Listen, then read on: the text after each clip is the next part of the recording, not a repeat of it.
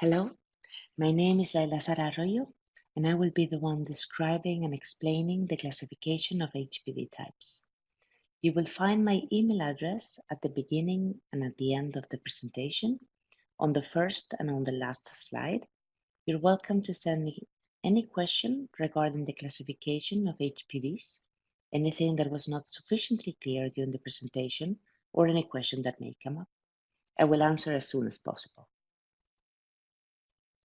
Virus taxonomy is the process of naming a virus and putting it into a classification system. The International Virus Taxonomy begins at the level of order and employs the hierarchical levels of family, genus, and species. Sometimes between family and genus we can find the sublevel of subfamily. The ICTV, the International Committee on Taxonomy of Viruses, is the responsible of virus nomenclature down to the level of species. Below this level, naming and classification of genotypes or serotypes, variants or strains, and isolates is the responsibility of international acknowledged expert groups. In our case, for human papillomavirus, we have the International HPV Reference Center. I will start describing the ICTV, the International Committee, which are the objectives and how human papillomaviruses are classified following the rules. The International Committee on Taxonomy of Viruses belongs to the Virology Division of the International Union of Microbiological Societies. The statutes determine the objectives, which are developing an internationally agreed taxonomy for viruses, developing internationally agreed names for virus taxa, communicating all taxonomic decisions to the international community of virologists, and maintaining an index of agreed names of virus taxa. The statutes also state that classification and nomenclature are subject to rules set out in an international code. The essential principles of virus nomenclature are aiming for stability, avoiding names which may cause error or confusion, and avoiding the unnecessary creation of names. The ICTV maintains a study group for each virus family. For human papillomaviruses, we have the Papillomaviridae study group, which consists of 11 members that are experts on papillomaviruses, and they are located worldwide. Following the rules of the ICTV, the International Committee, human papillomaviruses do not have an order assigned yet. They belong to one family, the Papillomaviridae. We have to think it as this. It's one big family containing all different papillomaviruses. Within this family, we can find different genera. Genera is the plural name for genus. Today, we have up to 49 different genera, but human papillomaviruses, that is, papillomaviruses that have human as their host, are only found in 5 of these genera. The rest of the genera contain papillomaviruses that have other hosts. Each genus is named by a Greek letter. HPVs, human papillomaviruses, are found in genera alpha, beta, gamma, mu, and nu. Within each genus, we can find also different species. They are designated by a number. However, the name of species is not broadly used by researchers. Human classification has been debated for years, as we still don't have an efficient cell culture system that may allow us to classify HPVs depending on their biological properties. Nowadays, the possibility of obtaining PCR amplicons, and also due to the high stability and conservation of HPV genomes over evolutionary times. The way to classify HPVs is based on their nucleotide sequence identity. That means if we have 2 different HPVs, we get the DNA sequence, we compare those, and depending on how different or how similar they are, we will put them in different groups. The rules state that different genera within a family share less than 60% nucleotide sequence identity. As I said before, we have up to 5 different HPV genera that are having HPV types, human papillomaviruses. Within each genus, there are different species. Different species within the genus share between 60 and 70% of nucleotide identity. There are up to 49 species for HPVs, and as I said, they are designated by a number. So if we see the name human papillomavirus gamma 10, that means that it's a human papillomavirus belonging to the genus Gamma, species 10. I will show a table here that I think is clearer for us. I'm showing 2 genera here, alpha and beta. Remember that gamma, mu, and nu are also present, but I'm not showing those here. Within the genus alpha, we found species from alpha 1 to alpha 14. You may notice that alpha 12 is missing, and that is because alpha 12 does not contain any HPV.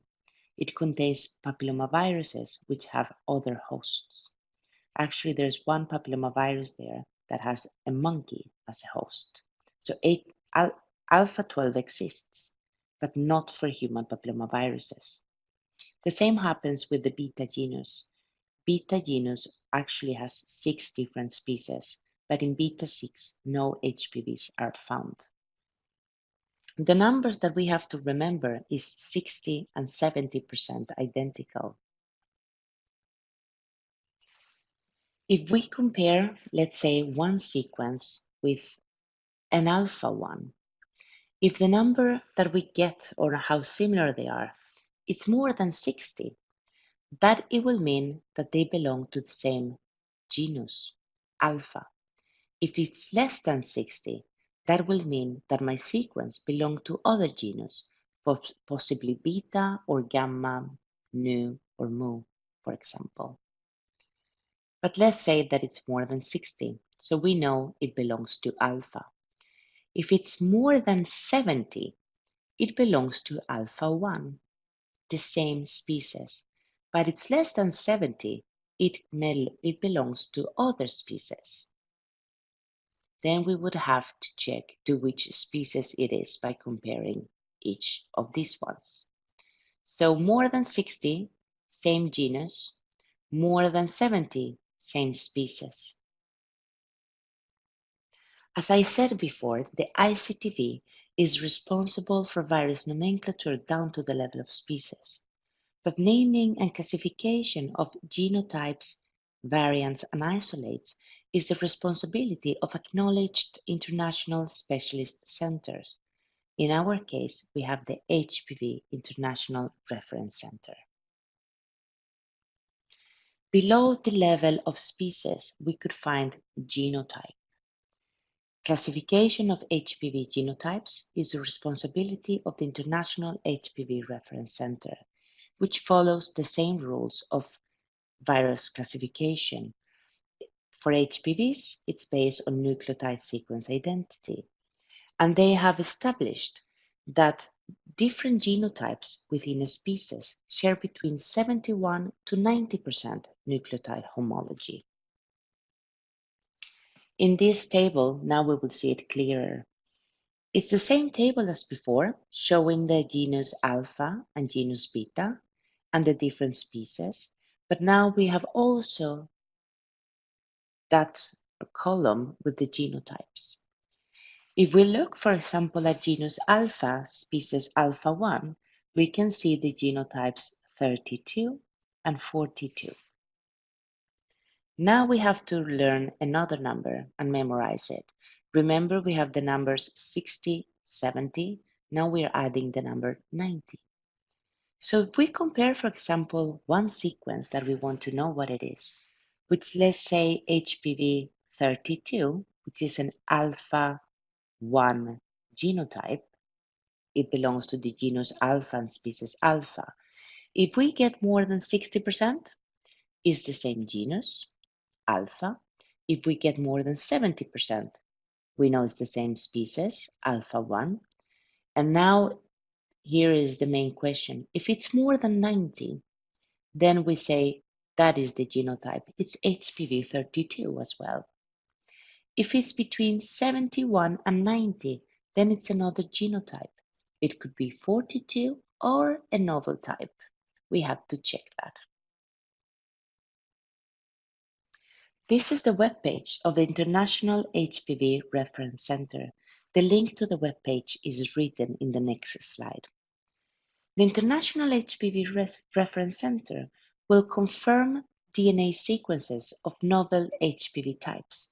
So if we have a sequence that we think it's novel, it's a new genotype, we have to make contact with the HPV Reference Center.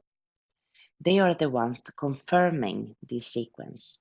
They also maintain the reference clones and distribute samples of reference material. In this webpage, there are a lot of things that are interesting. They have webinars, news and events where you can find different papers and articles, the different services that they provide, and the reference clones. What do we do when we think we have a novel HPV type, an HPV type that it's not there? We found something that was below 90% identical. Well, the first thing that we have to do is we have to get the whole sequence of the HPV. It has to be cloned and sent to the International HPV Reference Center, both the clones and the sequence. The HPV Reference Center will confirm the DNA sequence, check the viability of the clones, and if novel, it will assign the submitted clones the novel HPV genotype number. They will immediately post it on the website. Here in this slide, you can find the link for the website. This is the same website, but I clicked in the reference clones. Here we can find the different genotypes of HPV. They are named with a number. So now we have HPV 1, 2, 3, 4, etc. In this web page at the reference clones, we can find the virus name. And the interesting thing is that we can also see the genus and the species name, to which genus and which species it belongs. The gene bank ID number, which whenever we click on it, it will directly get you to the sequence of that HPV in GenBank, and you can also find other data as which authors identified it. Maybe it's also written in a paper, in an article, and you can find all the information there. If we scroll down this webpage, from HPV1, we will go to the last one.